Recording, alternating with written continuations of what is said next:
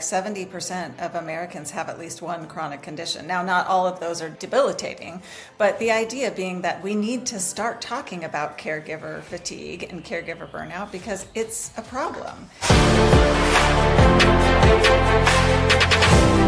Research and clinical work show that when chronic illness enters into a relationship, both partners end up grieving, even if they don't realize it. And it's not necessarily the illness itself that breaks relationships, but it's the unspoken grief and unhealthy conflict that follows. And I believe that even in these moments, faith calls us to something deeper, not to avoid the pain, but to grow through it and to speak truth with love and to choose commitment even when the road is hard. Welcome to the SwagAbility Show, where faith meets real life and where we believe that even in life's hardest seasons, growth, connection, and purpose are still possible. My guest today is Lisa Gray.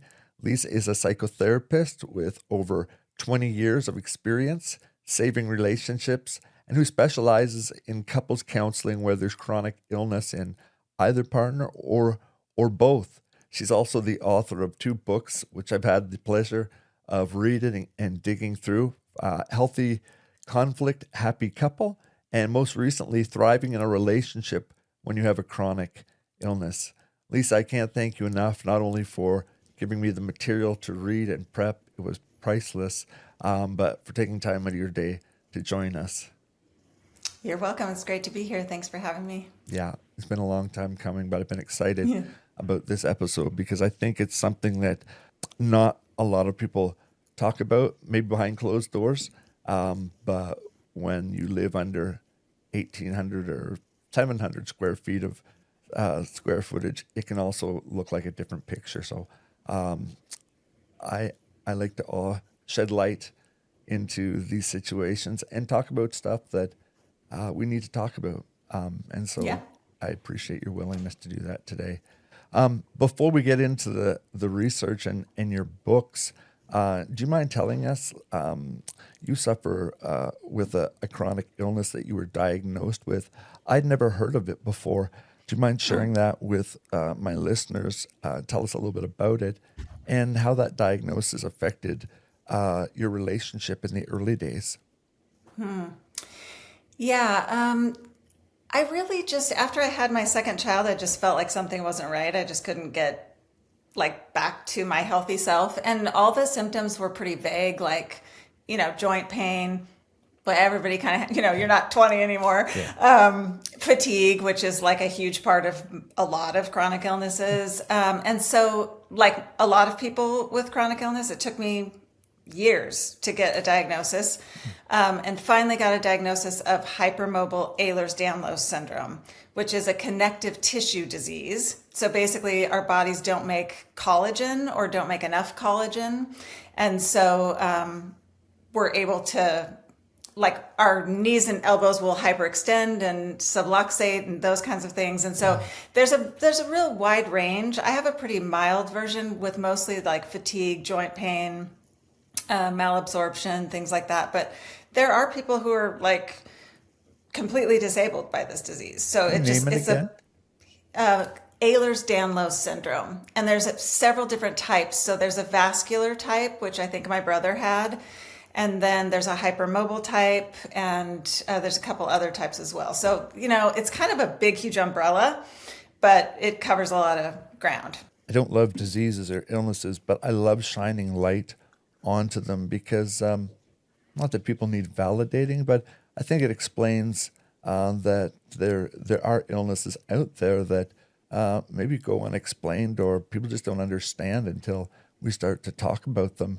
And if you're open to it, when did you find that your diagnosis or even the feeling of it, the side effects of that come with it, how that had started to affect your relationship in the early days of either when you got a diagnosis or even before? Yeah. Well, we used to be quite active. I would hike 5 times a week, and my husband and I would hike on the weekends and things like that. And then when you get fatigued and you get, there's a thing with this disease and with a lot of chronic illnesses called post-exertional malaise, which means that like if you overdo it, you'll have a crash. And so I can't do those hikes anymore that I used to do. And so it started to affect us in the sense that like I'm not going to be playing golf with him now. I'm not going to be going on that hike with him now. So like our interests started to diverge. And then also one thing that I tell all my clients, but that I also had to learn first, was this idea of energy management, which is that I only have so much energy and I have to decide what the best use of that energy is. And so, you know, a lot of my interests now are reading, puzzling, things that are done at home that don't require a ton of energy. And that's different than how I used to be. So thankfully I had a very understanding partner who doesn't mind, you know, contributing to the household stuff and going and playing golf with a friend instead of me. But I think it is a very difficult transition for people to make. I was just thinking that as you were talking about it, especially for people that are used to being active. I think in my accident, it was instant. So there wasn't that slowly taking away from it. Yeah. And I don't say one's more difficult than the other, but I would think that things you love to do that slowly get taken from you over time would be a real frustration. And I could see how that would overspill easily into relationships, especially tiredness, because that does all sorts of things to our bodies. But I want to spend the majority of our time. Well, first, before we talk about your books, you have 20 years in psychotherapy. Was that always an interest?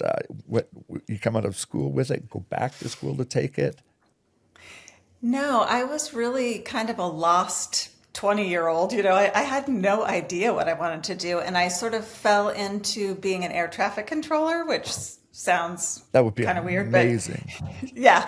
So my husband is also an air traffic controller. So that's how we met each other. And then because that's a 24-hour cycle, when you have kids, it's just like really hard to have two air traffic controllers.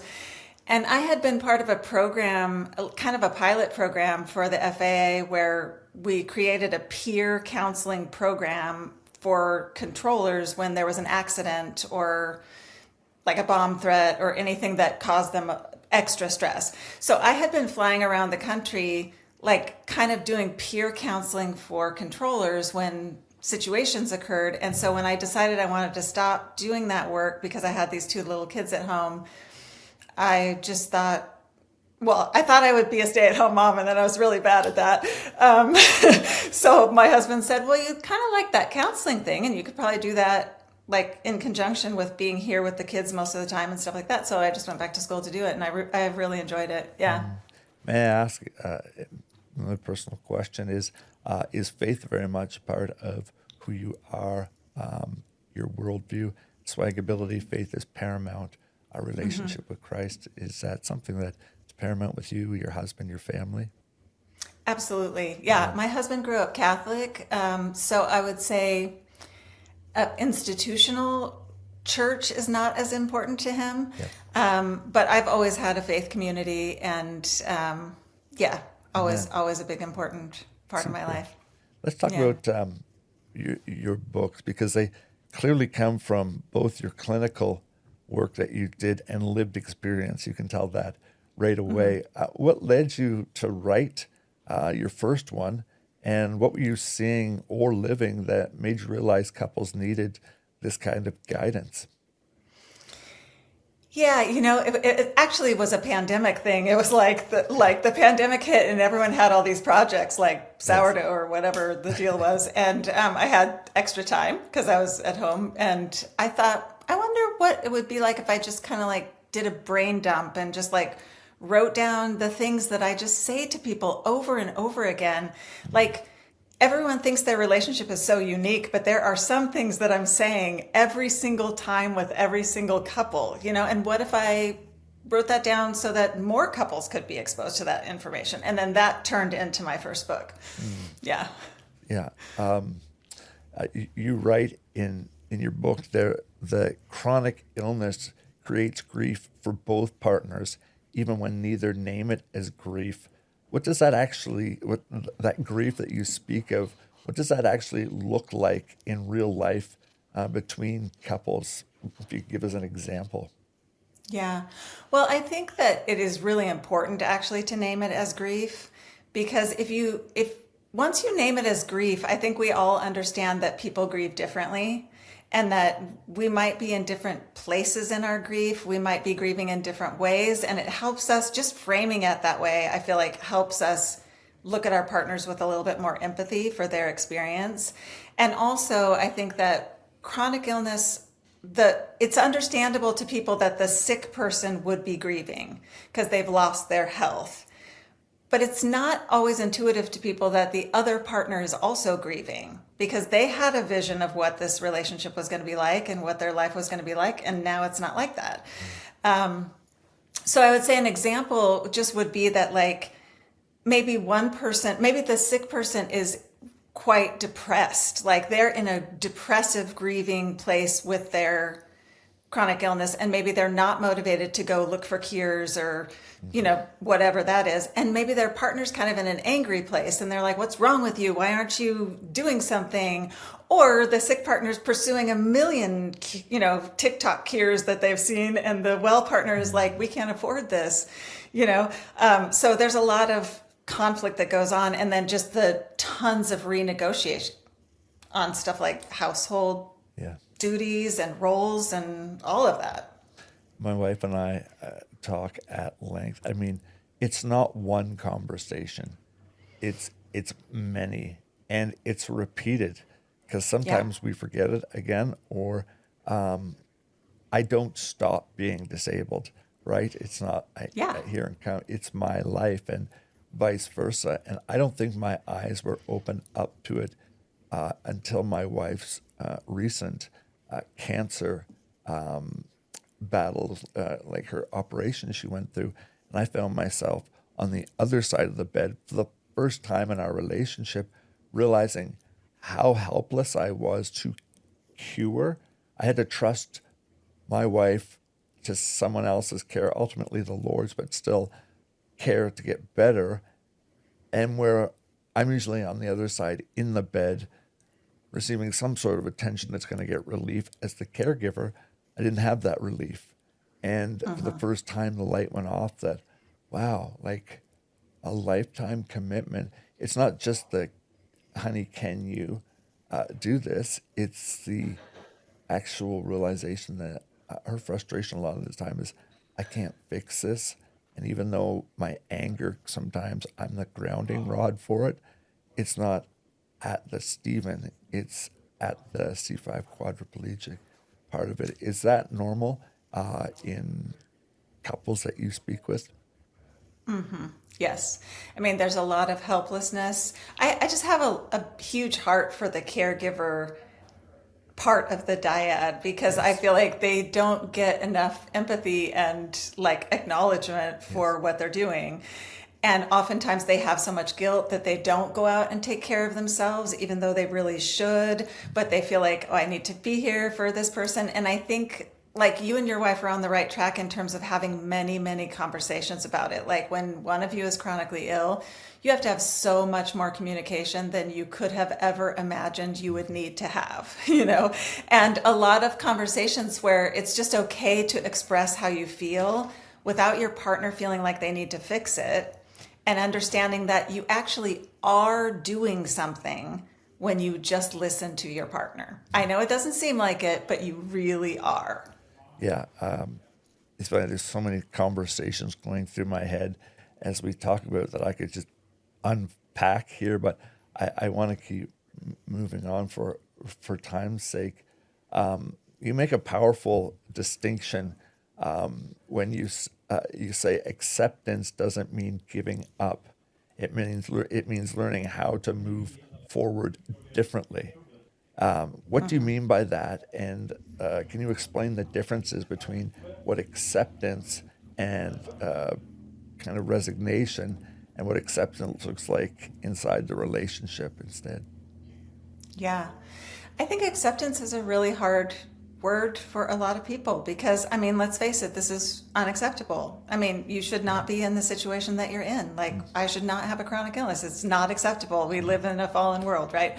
So there's a resistance to the word. But like when I talk about stages of grief, like going through anger or depression or all of those things, like acceptance is just a stage like any other. It's not meant to be like a final landing point where you're going to reach some pinnacle and then be there forever. It's like a bird landing on a branch. It's like once in a while you reach this moment where it's like, you know, this is where I'm at right now. I'm okay with that. And it's a little bit of a skill to let yourself just rest there. And sometimes if you're there and your partner's not, it can look like you're giving up. And partners don't like to see that, you know, but it's not a dangerous thing to do. It's just a resting place. That's all. And resting is important. And so, you know, I don't look at acceptance as giving up. I look at it like being in agreement with the reality of the moment that you're in. You know, it's like I love this quote that says, when you argue with reality, you lose, but only 100% of the time. You know, it's like this is where we're at right now. We might be someplace different later. Science is always moving forward or whatever, but right now we're right here. And that kind of acceptance, this moment is the only moment you can affect change from. So if we can't accept that we're here, then we can't actually make any changes. One of the things that I often say, and it can be it works sometimes, but also super frustrating at other times, is it is what it is. But that's a hard one to sometimes hear because it sounds like resignation or it sounds like a giving up. But the reality, it is what it is. And I had to come to grips with that personally, that I can't fix myself either. If I have anxiety about that, it is what it is. What are your thoughts on this? I've often said when I've talked to couples in the pastoral mode, I've said that I believe caregiver burnout is what mental health was probably 20, 25 years ago.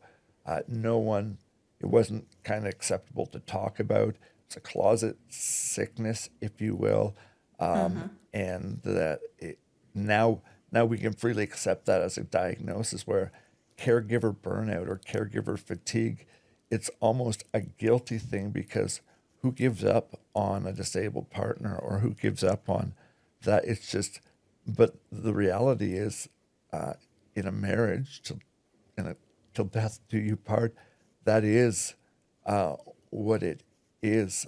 Do you see that in your practice, that talking about it in public or admitting that sometimes you absolutely resent, it ends up being pointed at the person or other family members?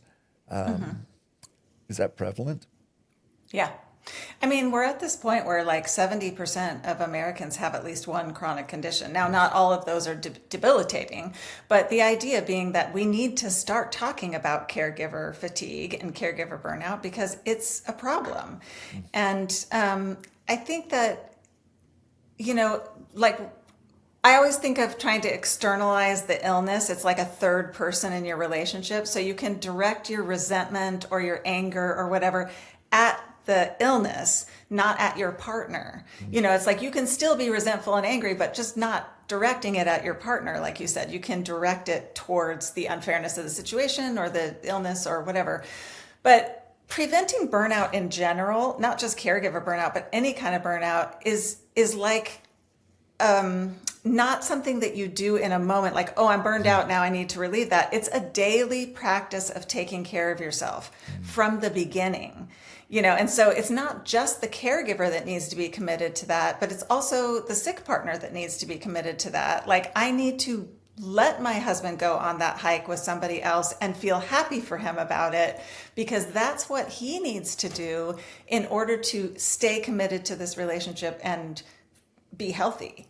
And I just think that's overlooked so often. I'll be honest with you. We're 26 years married. and then dating years, so around 30 years together. It wasn't up until I would say the last 2 years where I came to an acceptance, complete acceptance, that to see Julie go off to her sisters or to her parents, to wherever, church events, whatever, when I couldn't make it, didn't it didn't frustrate me, anger me, give me sorrow. I was at peace with what it is, and vice versa. Even though Julie goes away, she needs it. And so say to her sisters, she says she still has a hard time turning off that caregiver hat, even when you're, 20 or 30 hours away from that person. So I think it's for both parties. In your work dealing with couples, tell me how the male and female role, tell me how each of them view things different. What do you notice difference from the male and female perspective? Because the statistic I read was like 6 to 7 times higher that if a woman gets sick, the man won't leave, whereas it's like a 2% the other way. When the man gets sick, the woman is faithful to stay. What do you see between male and female when it comes to this relationship of working through conflict? Well, this can be a stereotypical, way to look at it, but stereotypes are there for usually some sort of a statistical reason. Yeah. So I think that women in our culture are just more geared towards caregiving in general. So it's sort of like most of the couples that I see when they have kids, for example, it's the wife who's thinking, should I stay home? Should I work? How am I going to meet there's still in our culture, like the man's like, I'm going to go back to work and be the provider and all that kind of stuff. Not necessarily like an inner turmoil about should I stay home or not. So it's kind of built into like our female and, soul, like that I'm here to kind of like be the caretaker of everyone. So I think like when your partner gets sick and you're a woman, it's not, especially if you have kids, it's not that different than what you're already doing in your life. You're baking casseroles for people and taking care of your kids and now taking care of your partner. Whereas I think it's a real paradigm shift for a male partner when their wife gets sick, because first of all, they do have to continue to be the breadwinner, the provider, maybe even more so now if their wife was working before. And also they have to do household things they never had to do before, caregiving things they never had to do before. It's quite a burden that's unexpected and that I feel like we have not socialized and trained them to be. I can just see the comment section blowing up. But the reality is, it's the truth. I believe in God-defined roles, the biblical role for. So I don't think it's old-fashioned. I think it's ingrained very much into the DNA of who we are, women caring for children, and they have that caring part to them. I marvel at my wife, especially early on when I was 19 and fresh when we got into a relationship. It was 3 years. She was asking me, when are you going to ask me to marry you? But I just was taking that time because I couldn't fathom in my head, to me, someone giving up their life for not, but she didn't see this as, she saw a person differently. Yeah. Now, we don't have the fairy tale, picturesque relationship, but we have the normal relationship like every other husband and wife has. But I want to talk about when you're talking about conflict. You say conflict itself isn't the problem. It's how couples engage in it. So I guess twofold. What does healthy conflict actually look like, especially when couples are already under the stress of a chronic illness? What does healthy conflict look like in that? Yeah, so, first of all, with conflict, it's like I mean, our relationships are the most important things in our lives, but nobody ever taught us how to do conflict. Like, we don't get a class in high school on how to do conflict or anything. So most of us are just mimicking what we saw our parents or caretakers do, or we've developed a style based on the conflicts that we have had throughout our life, for better or for worse, you know. And so one of the biggest issues that I see, like if I could only give one piece of advice for the rest of my life, it would be like, most couples only argue when they're already mad.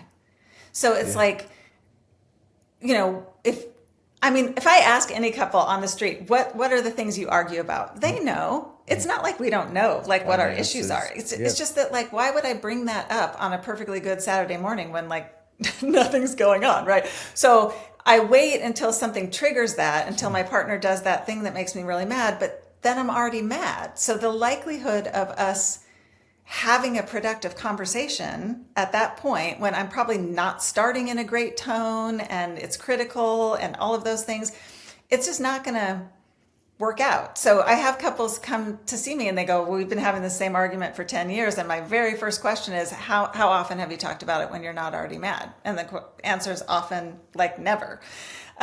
So I think healthy conflict means the ability to recognize that there's an issue where you're not the same person and you have an ongoing difference about something, and the willingness to sit down and talk about that in a reasonable way when you're not already mad. Try to come up with creative problem-solving solutions for it. But if you only talk about it when you're already mad, you're never going to get there. You're literally disconnected from the creative problem-solving part of your brain.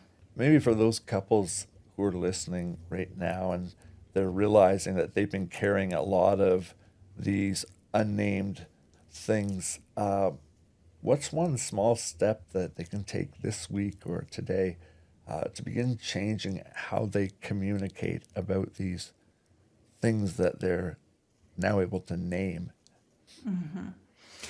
I think one thing I would say is that most of the time when my couples sit down to to communicate, they're problem solving. You know, they're like, they have an idea of like what they want to happen and they go straight into problem solving without really having conversations just about curiosity. Like, what is your experience? You know what I mean? What are your longings? What makes you sad today? What do you feel guilty about? You know, I just want to know you better. And so I would say, like, any couple can sit down more often and have these conversations of just like truly wanting to know what your partner's inner world is like. What is their experience? You're not trying to solve anything or change anything or any of that. You're just like, we have these conversations when we're dating, you know, like, what's your favorite color? What's your, whatever. And we stop having them when we get married. I'm not sure why, but, you know, curiosity is your best friend. And so just like being able to sit down and have a fun conversation with your partner, like really just get curious, be like a scientist, like try to figure out what makes them tick. Those conversations, it's like a bank account. Those are deposits into your account, and you need those to balance out all the withdrawals that life just naturally brings you, you know? I don't think you probably see a lot of people that are coming to you because of the amount of over communication they're having, right? Over communication is never the issue. Yeah. Right. Yeah, I'm just thinking about it personally from that perspective. How do you help couples redefine strength and commitment when life doesn't return to what it used to be after chronic illness or after disability comes into life, and it's not going to go back to what it was? That redefining, how do you help couples work through that? Yeah, it's interesting because most of us, when we got married, we made vows with the understanding that life would change, right? We said in sickness and in health and, you know, all those things, but we didn't think it was going to really happen to us, you know? Right. So I think the way that I work with couples a lot on this is what I was talking about with values, is like helping them to really hone in on what are your values as an individual, what are your values as a couple. Like if someone saw you crossing the street and they go, that couple is so amazing because they what? Like, what are your values? What do you want people to see in you? And then this is how you used to convey that to the world. Now there's a sickness. It's not going to go back to that. But you don't have to lose that value system. So how can we adjust how you live your lives every day so that you can still look back on your marriage and your life and be like, we accomplished that value that we had? I mean, the sickness doesn't need to redefine those values for you. It'll redefine your activities, but it doesn't need to redefine your values. Yeah, that's a great thought. Looking back, I mean, you've got 20 years of experience in this. When couples come to you, especially illness being a major part of that, what 2 or 3 common patterns or common complaints do you see prevalent, like over the years you've done it? Maybe 3. I'm sure there's a handful, but what are the common ones that you often hear? And then we'll talk about how we can dismantle a couple of those. Yeah. So the first one I think I already talked about, which is like people just arguing only when they're mad. Yes. So just teaching that one thing can be a huge game changer. The other thing I see a lot is like a me against you kind of mindset, and changing that into an us against the problem mindset. So it's sort of like, that winning thing you were talking Yes. about earlier. It's like you are my problem, right? But what if like the illness is your problem and you're a team trying to figure out the illness, or the housework is your problem and you're a team trying to figure out the housework? Like, make the problem the problem. Don't make each other the problem, And then the third one I would say, which we just talked about, was just like the lack of positive, curious communication. Like we just get into schedules and bills and logistics and all of that stuff, and we just stop having fun together.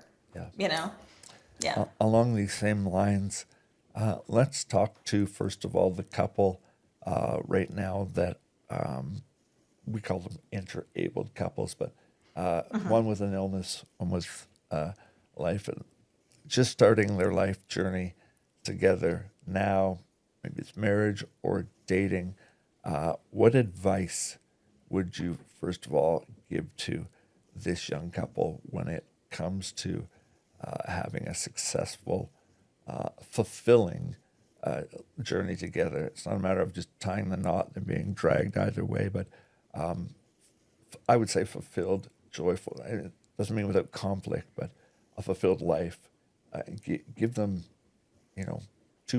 two set of advices, and then we'll go to the opposite extreme. Okay. Well, one of the things that I would say is don't feel like you've settled for something that's second best. Like, what's interesting is that most of my couples have been living their lives completely unintentionally. And one of the things when you are an interabled couples is that you have to live your life very intentionally. And that's why I actually chose the word thriving on my title of my book, is because many of my couples where one person has some sort of an illness or disability have actually richer relationships than my couples that don't have any big issues in their life, because they have to live so much more intentionally. So your life is the same adventure that we all get, and you don't have to accept less than just because one of you has some sort of a disability or an illness. Like, with intention, you can have just as rich of a relationship and life as anyone else. It might look different, but that's, not a problem. So I think just having this hope and understanding that this doesn't need to necessarily be a negative for your relationship. Yeah. That's great.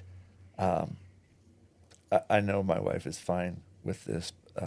We talk about it often. And one of the things that attracted us to contacting you was that word thriving, because at SwagAbility, our tagline has always been thrive wherever life finds you. If you've got air in your lungs today, you have the ability to thrive in life. It may look completely different, but thriving is Thriving is optional. Yes. It's a conscious choice you make despite what's going on. We came to after Julie's cancer surgeries, and I had just come from 7 months, or vice versa. I was 7 months in the hospital, coming home, and she's in a brand new body now because of those things, and I've now been 7 months, so my health was not what it was, almost unrecognizable when I went in. And I'll be the first to admit, as a pastor, I did not want to go to couples counseling. I thought, why do pastors need counseling? We can deal with ourselves. But I think every couple, whether they're pastor or whatever industry they're in or whatever they think, I think every couple could benefit from couples counseling. It doesn't mean I think we've got to lose the stigma that you're less of a relationship or less of that. I think it just gives you an opportunity to have a neutral individual check in that can hold both accountable and ask honest questions. So I apologized after two sessions. I'm used to podcasting, 2 sessions of counseling, because in hindsight, that was the richest time we had and was the most benefit. It saved our marriage, and I am forever grateful for that lady, and the fact that we accepted it.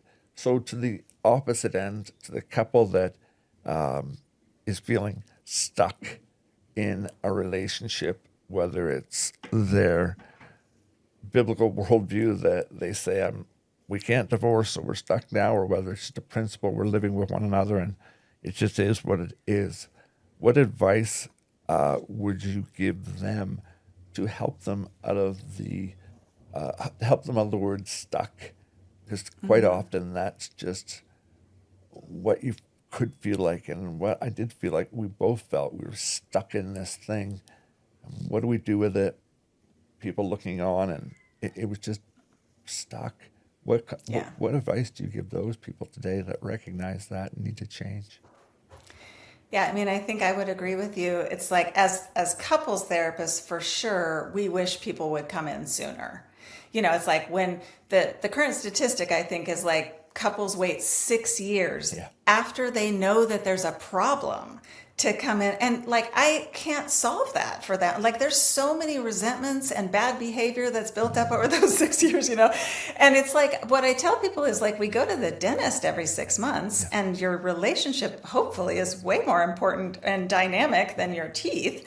So it's not like you have to go to therapy every single week, but like, make a relationship with a couples therapist, solve whatever's going on now, and then you can do like checkups just like you do at the dentist or whatever. I have tons of couples who come to me a couple times a year just to check in. And so, it is very valuable to have someone who is outside of your situation looking in to say, hey, what if you do this? Or what if you do that? And I tell my kids too, it's like, there was a point in time probably where, as therapists, we were just kind of guessing about what maybe would help people. That's not the case now. We have the information, like, it's out there. So even if you just are totally opposed to counseling for whatever reason, like, pick up some of the great books that are out there. I mean, like, just the 7 Principles for Making Marriage Work is like the industry standard. My book on conflict. Who's that by? That's by John Gottman. Okay, because your two are for sure. They're on top of my list. But I was going to ask, outside of yours, what other material or tools are out there for? Because I couldn't agree with you more. We've invested a lifetime together. Whether you some have children together, finance, everything. We've invested that in it together.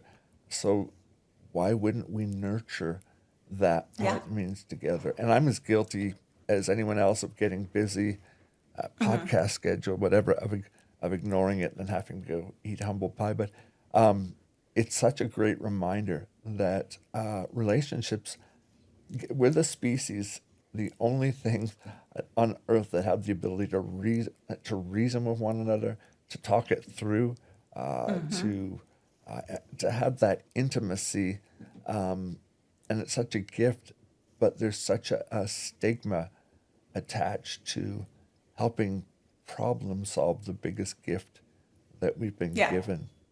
Yeah. I just read a book called The Marriage Habit. It just came out. I thought it was fantastic. And those authors have a podcast and social medias on Marriage 365 is their kind of tag. So, there's podcasts, there's books, there's marriage retreats. So like, even if you feel like you can't like put the time in day to day, like going on a 3 or 4 day marriage retreat with focus on the family, or like John Gray, who wrote Men Are From Mars, like he runs retreats that a couple of my clients have gone to and really enjoyed. So there's a lot of ways to do it, but it takes intentionality. Yeah. Like your marriage is never going to be great if you're just coasting along hoping somehow it's going to be great. Do you do therapy virtual? And if so, I do. Give me your website or how to contact you once more. Yeah. So my website is lisagraymft.com. And unfortunately, with my license, we can only do state by state. So I can see clients anywhere in California. I have a team of therapists who work for me that can do that. There's also a great directory at chronicillnesstherapists.com/directory. So if you're outside of California, that's a great place to find a good therapist. My books you can find at lisagrayauthor.com. And then I'm at Instagram at lisagraymft. Okay, MFT. Yeah. All right. Thank you so much for this. I think you should have a podcast, but I know that time is not everything that we all have, but you just have such valuable information, and I see it in, well, not only in my life, but as a pastor, there's just such a need, and relationships could be so much better if we learn to, I think a couple things, not coast, but to identify what you said, identify conflict for what it is. It's not the person. For us, it's a chronic illness, not the person. And there's so much more could be said. Lisa, thank you for You're welcome. The episode, and I appreciate your friendship as well. Folks, if this episode has inspired you, or you know of a couple, would you do my wife and I the greatest favor? Would you share it with someone that might be in need?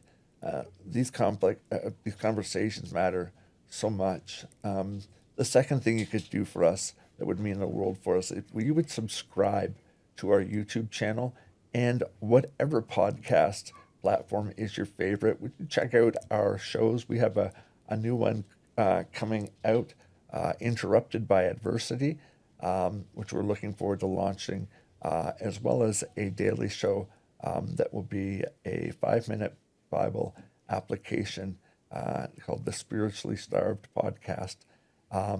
And you can also head over to SwagAbility.com and sign up for our newsletter. Our desire is to support individuals who are going through trauma, illness, and disability, along with caregivers, the unsung heroes who are often dealing with burnout. Until next time, keep thriving where you are, and we will see you on the next show. I'm excited about it because it deals with something very similar, and her name is Stephanie Bond. We'll be speaking with next week.